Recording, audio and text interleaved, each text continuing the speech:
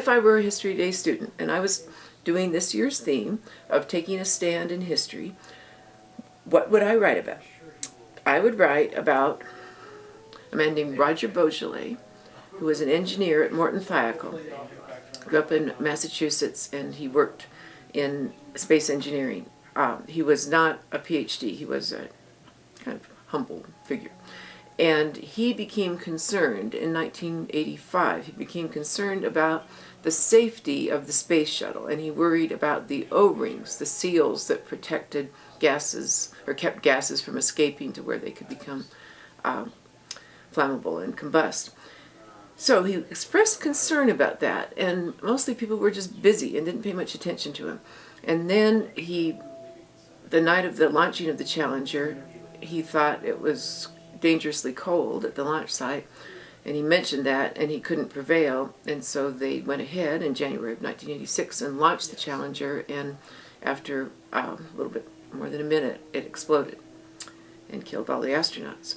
And Roger Boisjoly, the engineer who had been concerned about the problem that turned out to be, in fact, a thing to be concerned about, he didn't go quiet. He didn't hold press conferences, but he was available for the investigation. He talked to the people who were trying to think what went wrong, and he couldn't change history, but he had tried to change history while history was still underway. He tried to say, those O-rings are a problem, and I fear for the lives of the astronauts if we don't address that. He did not prevail, and he stayed audible. He kept speaking of not just that problem, but he also spoke about many of the situations where we have expertise and we worry about unforeseen by other people, things that other people aren't seeing. We worry about that. We speak about that.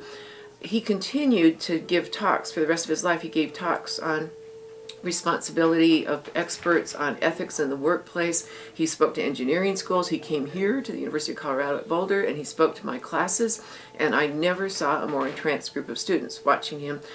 Every class, one student would finally say that he would notice, as he had said, he had been treated very badly after the launching. The people with whom he worked saw him as, I guess, a traitor for having spoken out. And it was a tough time for a spell.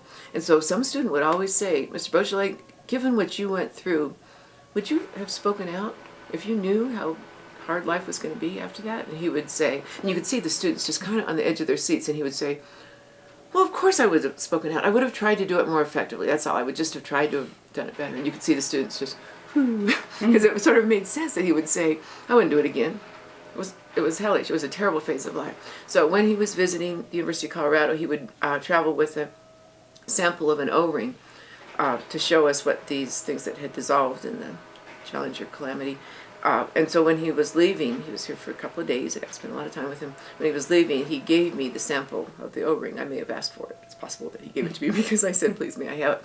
And so for a while, when I was much younger, I carried this in my pocket because I just thought, when I am scared and feeling like I'll just back off, I'll have this. I'll have Roger Boisjoly's sample of an O-ring in my pocket. And so that's what I would write about Roger Boisjoly, and I would write about other scientists and engineers who have been heroic in saying, I'm worried about this.